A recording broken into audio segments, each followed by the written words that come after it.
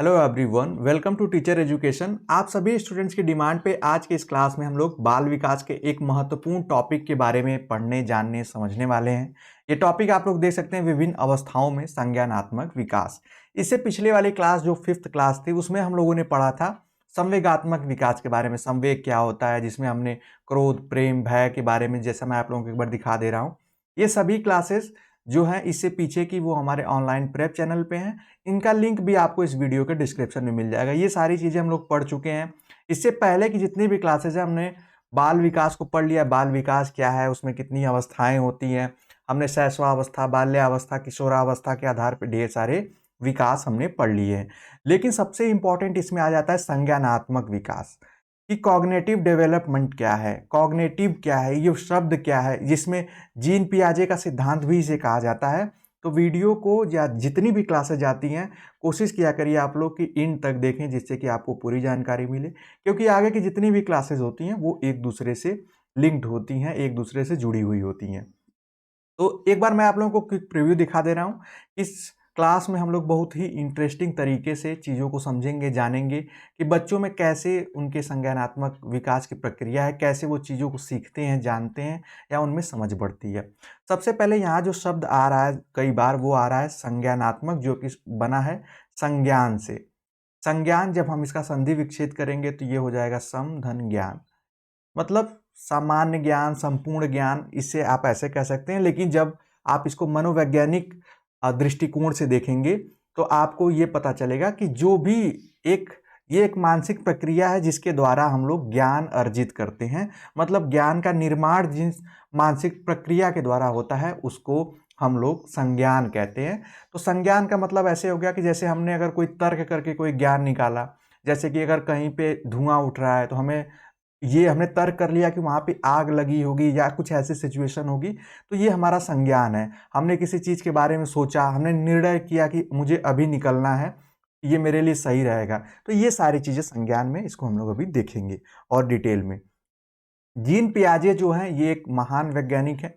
ये शिक्षा जगत में इनका शिक्षा क्षेत्र में, मतलब आप देखेंगे कि ये बीटीसी, आपके बीएड, एमएड, जितने भी आप ढेर सारी इनकी थ्योरीज है वो पढ़नी होती है और इम्पॉर्टेंट होती है। और entrance exam, competitive exam, C TET, UP TET में ऐसा हो ही नहीं सकता कि इनसे रिलेटेड कोई क्वेश्चन ना आए।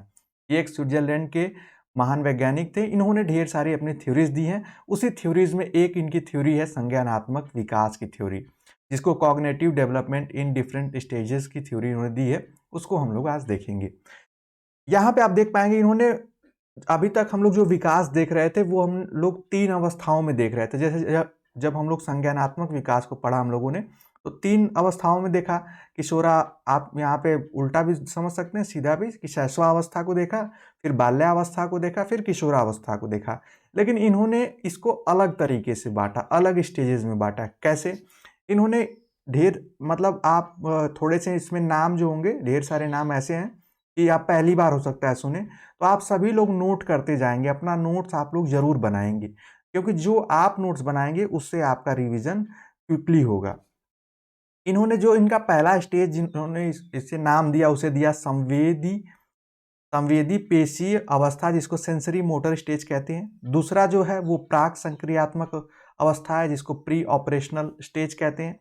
तीसरा जो है वो मूर्त संक्रिया अवस्था है, जिसको कॉन्क्रीट ऑपरेशनल स्टेज कहते हैं। और चौथा जो है औपचारिक संक्रिया अवस्था, जिसको फॉर्मल ऑपरेशनल स्टेज कहते हैं। ये 4 जो हैं वो आपको याद होने चाहिए हर हाल में, क्योंकि एग्जाम में सीधे पूछ सकता है कि संज्ञानात्मक विकास के मुख्य रूप से जो 4 स्टेजेस हैं उनके नाम लिखिए। तो आपको ये लिखना पड़ेगा। अभी हम लोग समझेंगे कि ये क्या है। इसमें सबसे पहला है संवेदी पेशी अवस्था या सेंसरी मोटर स्टेज। ये कब से कब तक होती है? ये सारे जो उम्र का निर्धारण है ये जीन पियाजे जी द्वारा ही दिया गया है। तो ये भी आप लोग ध्यान देंगे। अगर पिछले क्लास में थोड़ा कंफ्यूजन होगा तो इसको आप लोग अच्छे से लिख लेंगे, तो ऐसी कंफ्यूजन की सिचुएशन नहीं आएगी। इन्होंने कहा है कि जन्म से लेकर 2 वर्ष तक बालक का संज्ञानात्मक विकास निम्न रूप से होता है। और इसको समझने के लिए जीन पियाजे ने इसको भी 6 उपभागों में, उप अवस्थाओं में विभाजित किया। किसको? संवेद पेशी अवस्था को, जो कि आप 0 मैं इसलिए लिख रहा हूं, 0 का मतलब जन्म से लेकर 2 वर्ष तक की ये अवस्था होती है, जिसको हम लोग सेंसरी मोटर स्टेज भी कहते हैं इंग्लिश में। इसको समझने के लिए इन्होंने इसमें 6 उप विभाजन किया या उसमें सब डिवीजन किया। यहाँ पे देख सकते हैं इस आयु में बच्चे अपनी इंद्रियों द्वारा प्राथमिक अनुभव करते हैं। हम लोग आगे यही देखेंगे कि किस तरीके से बच्चों में ज्ञान की प्राप्ति होती है। जब हम लोग जन्म से लेकर अब तक बढ़ रहे हैं तो किस किस तरीके से हमें ज्ञान की प्राप्ति हो रही है, किन किन स्टेजेस में हमारे ज्ञान में परिवर्तन होता है, हमें नई चीज़ें सीखने को मिलती हैं, हम पुरानी चीज़ों से क्या सीखते हैं या बच्चे प्रारंभ में कैसे सीखना प्रारंभ करते हैं, वही इन अवस्थाओं में बताया गया। सबसे पहली जो अवस्था है ये आप ध्यान देंगे, ये पहले का ही सब, जैसा मैंने बता दिया कि ये सब स्टेज है। पहला है सहज क्रियाओं की अवस्था। सहज क्रियाएं क्या होती हैं, आप एक बार पहले इस शब्द पे ध्यान देंगे। सहज क्रियाओं का अर्थ होता है कि वे क्रियाएं जो प्राकृतिक हों और वो आप कह सकते हैं पूर्व निर्धारित ना हो। जब बच्चा, आप यहाँ देखिए, ये अवस्था जो होती है वो जन्म से 30 दिन तक होती है। जब बच्चा 1 महीने तक, आप कह सकते हैं 1 मंथ में जो शिशु होता है उसमें केवल सहज क्रियाएं करता है। सहज क्रियाओं में रोना भी आ जाता है और किसी भी चीज़ को देख के चौंकना भी आ जाता है। और इसमें एक प्रमुख क्रिया होती है जो इसका महत्वपूर्ण एग्जाम्पल है, वो है वस्तुओं को लेकर मुंह में या उसमें मुंह तक लगाना या उसको चूसना या उसको मुंह के पास रखना। ये जो क्रिया होती है ये सबसे अधिक होती है इस स्टेज में। तो ये ध्यान रखिएगा, सहज क्रियाओं में बच्चे जो भी चीज़ें पाते हैं उसको सीधे मुंह में चूसने लगते हैं, या और हम लोग ध्यान भी देते हैं गार्जियन की वो मुंह में कुछ ऐसी चीज़ें अंदर ना डाल ले या अंदर मुंह में ना ऐसा करे। तो ये जो प्रबल होती हैं और ये जो वो करते हैं वो एक तरीके से उसको अनुभव करते हैं, और यहीं से हम अनुभव करते करते चीज़ों को देख कर, सुन कर, समझ कर, महसूस कर कर ज्ञान प्राप्त करते हैं। फिर इसमें जो दूसरी अवस्था आती है उसको प्रमुख वृत्ति अनुक्रियाओं की अवस्था कहते हैं। इसमें देखिए क्या होता है, 1 माह से 4 माह के बच्चों में सहज क्रियाएं कुछ सीमा तक उनकी अनुभूतियों के आधार पर परिवर्तित होती है, दोहराई जाती है। अब क्या होता है, बस उसके आगे अब जो चीज़ें उन्हें पसंद आती है, जैसे आप लोग बचपन में देखते होंगे कुछ बच्चे अंगूठा अपना चूसते हैं। अब होता क्या है कि यहाँ से जो प्रथम स्टेज है, यहाँ से जब चीज़ें स्टार्ट हो जाती हैं तो उसमें आदत या दोहराने की प्रवृत्ति आ जाती है। अब वो क्या करते हैं, अब उन्हें अगर कुछ नहीं देंगे आप, जैसे उनको खिलौना दिया जाता है, अगर कुछ नहीं देंगे तो वो अपनी उंगलियां चूसते हैं। तो ये क्या है, ये भी एक तरीके की अवस्था है वो ज्ञान का, या एक तरीके से वो अभी चीज़ों का अनुभव भी करेंगे, अभी हम आगे देखेंगे। उसके बाद जो तीसरी इसमें अवस्था आती है वो उसको कहते हैं गौण वृत्ति अनुक्रियाओं की अवस्था, जिसको stage of secondary circular activities कहते हैं। इस अवस्था में क्या होता है, 4 माह से 6 माह की होती है, और इस अवस्था में बच्चे वस्तुओं को स्पर्श करने व इधर उधर करने की अनुक्रियाएं करते हैं। ऐसी भी अनुक्रियाएं करते हैं जिसमें उन्हें सुख मिलता है। मतलब क्या होता है, अगर कोई चीज़, जैसे मान लो कोई ऐसा खिलौना है जो कि वो दबाने पे या हिलाने पे बज रहा हो, लाइक घंटी होती हैं ऐसी चीज़ें, तो वो घंटी को ऐसे बजाएंगे क्योंकि उनको अच्छा लगेगा। वो बार बार चीज़ें जब वो करेंगे तो मतलब उनको साउंड उसमें प्रोड्यूस होगा, घंटी बजेगी या खिलौना है या कुछ भी ऐसी चीज़ें, तो वो उसको पहले स्पर्श करेंगे, इधर उधर हिलाते रहेंगे, देखते रहेंगे, और वो क्रियाएं ज़्यादा करेंगे इसमें 4 माह से 6 माह तक, जिसमें उन्हें सुख मिले। सुख मिलने का अर्थ है कि जो उन्हें अच्छा लगे। ये ज़रूरी नहीं है कि सारी चीज़ें सभी बच्चों को अच्छा लगे, वो उनके बिहेवियर पे डिपेंड करने लगता है। जब इसमें हम लोग, जब इसके आगे की अवस्था में बात आएगी तो ये जो मतलब आप कह सकते हैं जो ये स्टेज होगा, ये हो जाएगा 8 से 12 माह का। इसमें क्या होगा, इस अवस्था में शिशु उद्देश्य और उसको प्राप्त करने के साधन में अंतर करने लगता है और बड़ों का अनुकरण करने लगते हैं। यहाँ आप ये समझ लीजिए कि जब 8 से 12 माह का बच्चा होगा तो वो अनुकरण करने की प्रवृत्ति उसमें प्रथम बार आएगी, कि वो देखेगा, जैसे आप जैसे हाथ हिलाओगे हो सकता है वैसे हाथ हिलाए, आप जो कर रहे हो वैसा करने की कोशिश करेगा, उसी को अनुकरण कहते हैं, इमिटेशन कहते हैं इंग्लिश में इसको। तो ये काफ़ी इंपॉर्टेंट होता है इस स्टेज में। ये सारी चीज़ें जो हैं ये प्रैक्टिकली करके जीन पियाजे ने इसको एक क्रमबद्ध तरीके से रखा है। फिर उसके बाद जो अगली अवस्था है, अगला स्टेज है, वो है जिसका नाम है तृतीय वृत्तीय अनुक्रियाओं की अवस्था। ये अवस्था में 12 से 18 माह की होती है। इसमें बच्चे वस्तुओं के गुण को प्रयत्न व भूल द्वारा सीखते हैं। इसको आप कह सकते हैं ट्रायल एंड एरर मेथड कहते हैं। पहले वो देखते हैं, जैसे मान लीजिए आप उनके लिए एक छोटी साइकिल दे दिए, तो वो चलाएंगे, गिरेंगे, फिर उठेंगे। तो मतलब आप ऐसे समझिए कि वो गलती करते हैं, तो फिर उसके बाद गलती से सीखते हैं, गलती से सीखते हैं, और वो इन चीज़ों को जानते भी हैं। जैसे मान लीजिए कोई गर्म चीज़ है, तो वो बार बार उसके पास जाने की कोशिश करेंगे। जब उनको उसे फील करेंगे, जब उन्हें मतलब उससे नुकसान हो, हर्ट हो, उन्हें दुख पहुंचे, तो वो वहाँ पे अब नहीं जाएंगे। तो अब वो सीख जाएंगे कि हम गर्म चीज़ों पे जाएंगे तो हाथ जल जाएगा या स्किन जल जाएगी, ऐसी चीज़ें। तो ये अगर कभी कभी दरवाजे से अगर उनको कभी चोट लग जाती है तो दरवाजे से डरते हैं कि नहीं, दरवाजे से मुझे चोट लगी है। तो ये जो अब इसी अवस्था में बच्चे ये सीखते हैं। उसके बाद जो आखिरी अवस्था है, पहले स्टेज, जो पहले की जो हम लोग ये सब स्टेजेस देख रहे हैं ना, आप देख सकते हैं छठवां, इसमें मानसिक संयोग द्वारा नए साधनों की खोज की अवस्था है। इसका अर्थ क्या होता है, इसको देख लीजिए।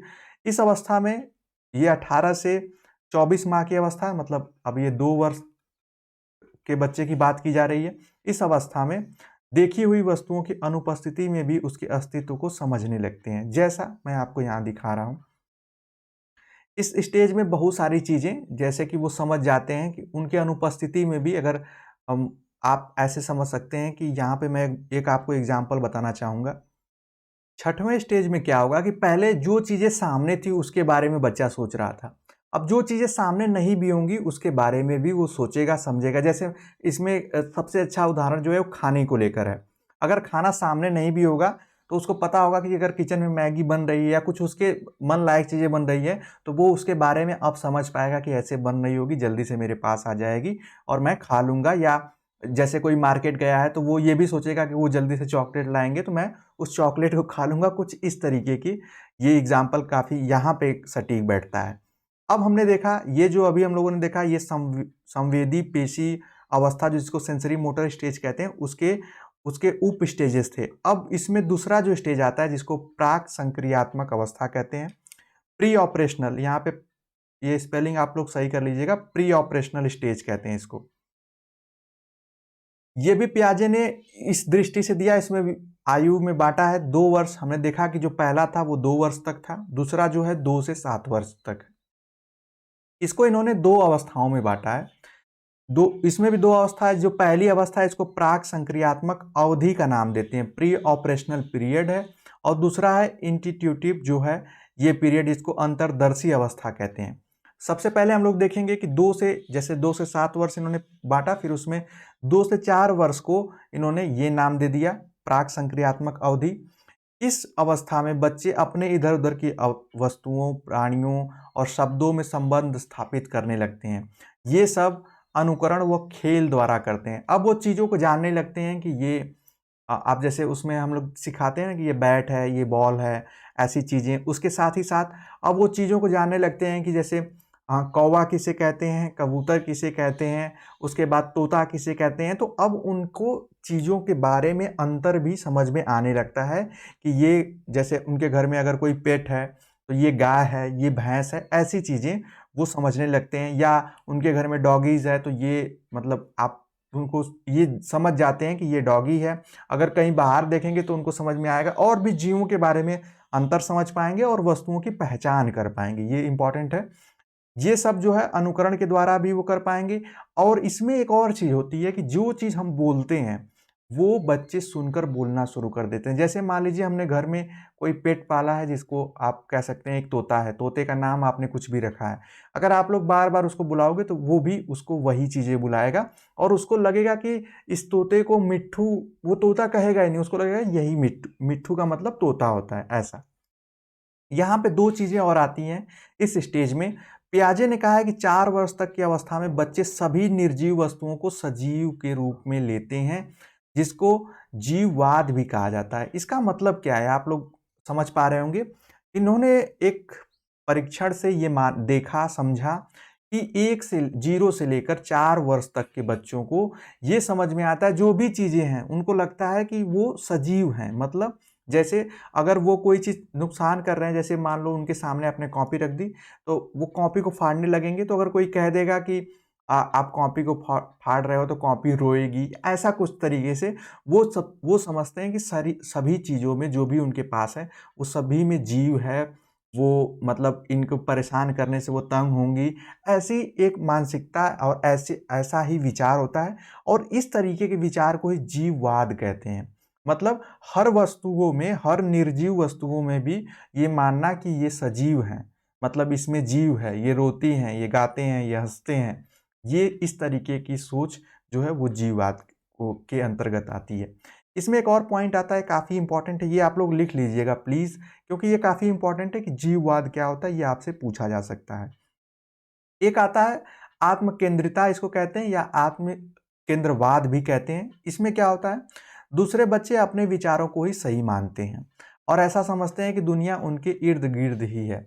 उनको बहुत, आप समझ सकते हैं कि 4 वर्ष तक की आयु में उनको बहुत आगे तक या इतने दूर तक समझ में नहीं आता। उनको लगता है कि जो है यही सब है, जितना दूर वो देखे रहते हैं उनको लगेगा कि यही पूरी दुनिया है और वो जो है वो सही कह रहे हैं, सच कह रहे हैं। वो अभी उनके में तर्क शक्ति नहीं रहती है कि जो उन्होंने कहा वो गलत कहा या कैसे कहना चाहिए। ये सारी चीज़ें का जो एक तरीके से मानसिकता है, इसी को हम लोग आत्म केंद्रता या आत्म केंद्रवाद कहते हैं। आत्म केंद्रवाद कहते हैं कि मतलब सारी चीज़ों को वो अपने इर्द गिर्द समझता है। वो जो भी चीज़ देखेगा उसको लगेगा ये मेरी है, ऐसे भी आप समझ सकते हैं। उसके बाद एक जो इसमें उप अवस्था है वो है अंतर्दर्शी अवस्था, जिसको 4 से 7 वर्ष तक चलती है। इस अवस्था में बालक भाषा सीखने लगता है, चिंतन तर्क करने लगता है, परंतु उसके तर्क और चिंतन में कोई क्रमबद्धता नहीं होती। मतलब वो कोई एक क्रम से नहीं चीज़ों को सीखेगा। जैसे हम लोग जब आप बड़े हो जाते हैं तब एक दूसरे से लिंक सीखते हैं किसी भी वस्तुओं का, कि ये इससे बना है, फिर ये इससे बना है, ऐसे। तो उसमें ऐसी क्रमबद्धता नहीं आती है इस स्टेज में। लेकिन 6 वर्ष की आयु पूरी करते करते बालकों में मूर्त प्रत्ययों के साथ अमूर्त प्रत्ययों का निर्माण होने लगता है। जैसे अब वो चीज़ों को, सिग्नेचर को, जैसे साइन को समझने लगते हैं। साइन का मतलब चिन्हों को, कि ये प्लस होता है, ये माइनस होता है, या वो अगर कोई भी चिन्ह ऐसे बना दिया जाए तो उनको पता है ये घर घर की शेप है। इस तरीके की चीज़ों का इस स्टेज में भली भांति विकास हो जाता है। अब वो जोड़ घटाना भी कर पाते हैं। जैसे अगर सामने पहले क्या था कि जब हम इस स्टेज में देख रहे थे तो हम उनको टॉफ़ी देते थे। जैसे मान लो हमने कहा 1 टॉफ़ी, 2 टॉफ़ी और ऐसे रख, अब हम पूछते थे कि अब अपने हाथ में ले लो, अब बताओ कितनी टॉफ़ी है?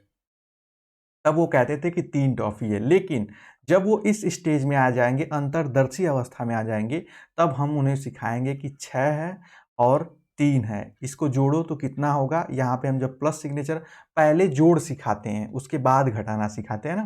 तो जोड़ सिखाएँगे तो वो, जैसे अब बचपन में आप देखते होंगे हम लोग ऐसे लाइनिंग करके 6, फिर 3 लाइनिंग करके, फिर हम इसको काउंट करते थे। तब वो जोड़ के बताएगा 9। इसका मतलब ये हुआ कि अब इस स्टेज में आते-आते बच्चे को मूर्त और अमूर्त का मतलब यही है। मूर्त मतलब जिसे है वो छू, देख सकता है, समझ सकता है। अमूर्त मतलब अब संख्या, अब 6 क्या है ये नहीं पता है, 3 क्या है नहीं पता, लेकिन उनको जोड़ेंगे तो 9 आएगा। ये अमूर्त प्रत्यय हो गया। तो अब वो उन चीज़ों को जोड़ घटा भी सकता है जो कि उसके सामने नहीं है। अब उसको टॉफ़ी देने की ज़रूरत नहीं है कि 50 टॉफ़ी दो और 30 टॉफ़ी दो तब वो 80 बताए। अब उसको लिख देना है सीधे 50 और 30, तो वो 80 उसको ऐड करके लिख देगा। तो ये, इसी को अमूर्त प्रत्यय कहा जाता है। इसको आप लोग नोट कर लेंगे।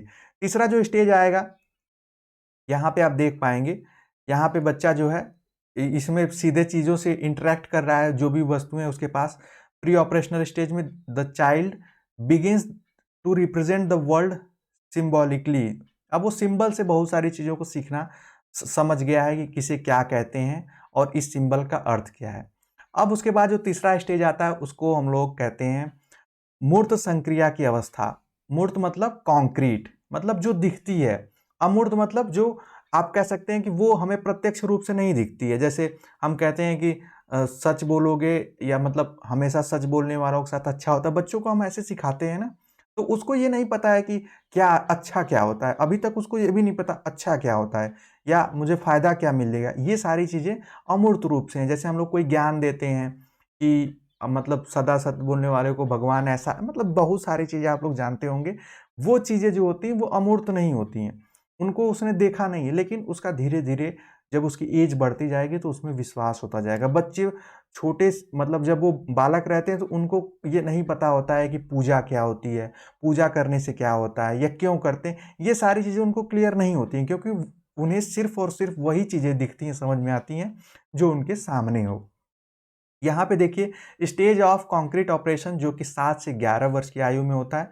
अब यहाँ पे बच्चे बहुत सारी चीज़ों को सीखने लगते हैं। बच्चे अधिक व्यावहारिक और यथार्थवादी होते हैं। यथार्थवादी का मतलब जो उनको दिखता है वो सही है। वो इन चीज़ों पर विश्वास नहीं करते हैं कि जैसे हम लोग कहते हैं ना कि आप उसमें ढेर सारी चीज़ें अभी इसमें हम धर्म ऐसी चीज़ों का नाम नहीं ले सकते हैं।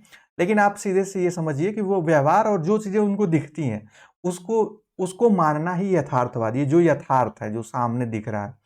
उसके बाद बच्चों में तर्क एवं समस्या समाधान की क्षमता भी विकास होने लगता है। उसमें ये भी चीज़ों को देखा जाता है कि अब वो तर्क कर पाते हैं कि ये मतलब जैसे कोई भी चीज़ होती है ना, वो अगर आप मेले में लेके जाएँगे तो ये हमेशा पूछते रहते हैं, ये ऐसे क्यों है? वो ऐसे क्यों है? ये सारी जो चीज़ें हैं वो भी एक तर्क के ही प्रकार में आ जाती हैं। समस्या का समाधान ढूँढने लगते हैं और इसकी क्षमता भी उसमें विकसित विकसित हो जाती है या उनका विकास हो जाता है। मूर्त समस्याओं का समाधान बच्चे ढूँढने लगते हैं, परंतु अमूर्त समस्याओं को नहीं समझ पाते। अमूर्त का मतलब मैंने बता दिया कि जो सामने नहीं हो, जो प्रत्यक्ष नहीं है, उसके बारे में अभी वो सही ढंग से नहीं समझते हैं। इस अवस्था में बच्चों के चिंतन में क्रमबद्धता नहीं होती। अभी तक वो क्रम से चीज़ों को नहीं सीख पाते हैं और ये इसलिए इस इम्पॉर्टेंट स्टेज में आप ये कह सकते हैं कि इससे ऊपर उठ चुके हैं, जो अभी तक उनको प्रॉब्लम थी, लेकिन अब धीरे-धीरे अब वो प्रॉपर सीखने की स्टेज में जा रहे हैं और ये सारी जो प्रक्रिया है, सारे स्टेजेज़ है, वो अल्टीमेटली उनको नॉलेज कैसे प्राप्त गेन करना है, कैसे रिसीव करना है, उसकी ओर जा रहे हैं। तो चौथी और आखिरी जो अवस्था है उसको औपचारिक संक्रिया की अवस्था कहते हैं, स्टेज ऑफ फॉर्मल ऑपरेशन। इस अवस्था में जो है 12 वर्ष की आयु से वयस्क होने की अवस्था तक है। अब इसमें ऐसा नहीं है वयस्क का मतलब आप 18 प्लस मान लीजिए। इस अवस्था 12 वर्ष का होते होते बालक का मस्तिष्क जो होता है वो परिपक्व मैच्योर होने लगता है। अब उनका ब्रेन जो है वो मैच्योर होने लगेगा। अब उनके चिंतन में क्रमबद्धता आ जाएगी। जैसे पहले वो चीज़ों को छोटे से समझेंगे, जैसे ईंट है, फिर हमने उसमें सीमेंट यूज़ किया, फिर हमने उससे दीवार बनाई और दीवार से फिर घर बनता है। तो ये क्या है, एक इसी को क्रमबद्धता कहते हैं, किसी भी ज्ञान की क्रमबद्धता की। ईंट कैसे बनी है? तो ईंट जो है वो मिट्टी और पानी के ढेर से फिर उसको पकाई गई है, तब ईंट आई है। ईंट के साथ सीमेंट और बालू का मिश्रण प्रयोग किया गया है, तब दीवार बनी है। दीवार को एक सही आकार देकर उसको घर बनाया गया है, फिर घर के ऊपर घर बनाया गया है। तो ये क्या हो गया? एक क्रमबद्धता हो गई। लेकिन पहले बच्चों में, इससे पहले की एज में उनको ये नहीं पता है। अगर आप क्रम भी बताओगे तो उन्हें क्रम नहीं समझ में आएगा। उनको ये लगेगा कि सीधे दीवार है, दीवार दीवार घर बन गया है, मतलब दीवारों को जोड़ के घर बना दिया गया है। तो ये समझिए आप लोग। उसके बाद जैसे-जैसे बच्चों की आयु बढ़ती है, उनके अनुभव बढ़ते हैं, वैसे-वैसे उनकी समस्याओं समाधान की क्षमता भी बढ़ती है। अब आप इसको समझ सकते हैं कि एडोलसेंस एज में है, किशोरावस्था में, तो किशोरावस्था में बहुत सारी चीज़ों को समझने लगते हैं। पियाजे के अनुसार इस आयु में पियाजे मानते हैं कि बच्चों को प्रतीकात्मक शब्दों, रूपकों, उपमानों का आशय समझ में आने लगता है। अब यहाँ पे बच्चे ढेर सारी चीज़ों को समझने लगेंगे। अब और भी जैसे ट्रैफिक रूल्स के नियम, उसके सिग्नेचर, उसके साइन, उसको उन सारी सिंबॉलिक चीज़ों को अब समझने लगते हैं। अमूर्त प्रत्ययों का भी निर्माण करते हैं। अब जो चीज़ें वो नहीं समझ पा रहे थे अभी तक कि हम प्रेयर करेंगे, प्रेयर में हम प्रार्थना कर रहे हैं, किसकी प्रार्थना कर रहे हैं। पहले वो उनको ये नहीं पता है किसकी प्रार्थना कर रहे हैं। उनको फिर बाद में चिरे सिस आप कह सकते हैं कि उनको थोड़ा-सा धार्मिक आस्था की चीज़ें भी आने लगती हैं। वही अमूर्त प्रत्यय है। अमूर्त प्रत्यय में बहुत सारी चीज़ें भी आती हैं कि ये आसमान कैसा है, आसमान नीला क्यों है? फिर उसके बाद ये सूर्य की रोशनी जो किधर, मतलब ऐसी चीज़ें, दिशा क्या है? ये सारी चीज़ों में फिर उनको समझ में आने लगता है कि अच्छा हाँ, पहले अभी तक उनको इन सारी चीज़ों से कोई ज़्यादा विशेष मतलब नहीं होता है। उनको ऋतुओं के बारे में भी अभी तक नहीं पता होता है कि इसके बाद कौन-सी सीज़न आती है, जैसे हम लोग देखते हैं। उसका एग्ज़ाम्पल एक जगह हमें पढ़ने को मिला था।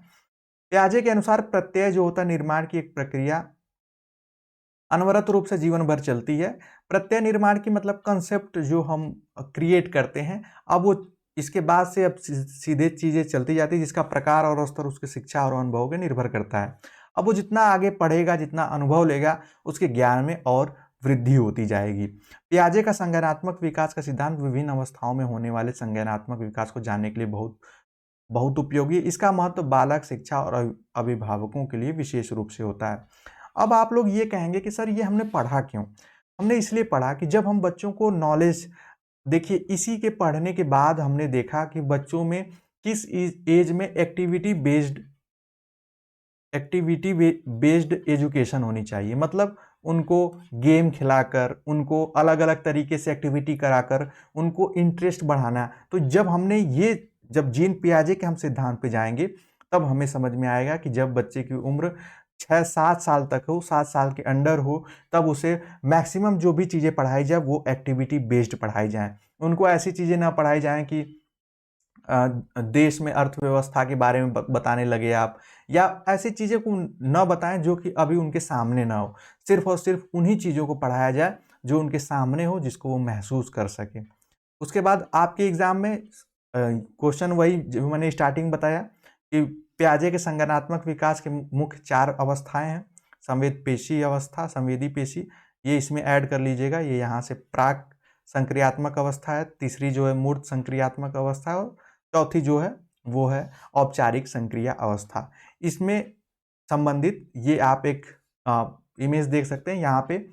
इसके बाद जो कॉन्क्रीट ऑपरेशनल स्टेज है, इसमें the child learns rules and such as conversation. अब वो बच्चे जो है रूल्स भी समझने लगते हैं कि जोड़ में क्या होता है कि हम कैसे भी जोड़ सकते हैं। घटाने में जो बड़ी संख्या होती है, जैसे मान लो घटाने में उनको ये सिखाया जाता है कि जो बड़ी संख्या होती है उसको ऊपर लिखते हैं, और जो छोटी संख्या होती है उसको नीचे रखते हैं, तभी वो घटता है। ऐसे कंसेप्ट हम सिखाते हैं बच्चों को। फिर गुणे भाग का कंसेप्ट सिखाते हैं। तो ये सारी चीज़ें इसमें सीखते हैं। फॉर्मल ऑपरेशनल स्टेज में जब वो जाते हैं तब इसमें वो अपने फ्यूचर के बारे में सोचने लगते हैं और चीज़ों के बारे में, मतलब आप संपूर्ण विकास की ओर वो बढ़ जाते हैं। आपने देखा इस क्लास में हम लोगों ने बेसिकली संज्ञानात्मक विकास को पढ़ा कि बच्चों में किस प्रकार से उनके आप मस्तिष्क में ज्ञान अर्जित करने की क्षमता बढ़ती है, या कौन कौन से तरीकों से वो ज्ञान अर्जित करते हैं और किस स्टेज में किस तरीके से वो अपने उन ज्ञान को समझते हैं।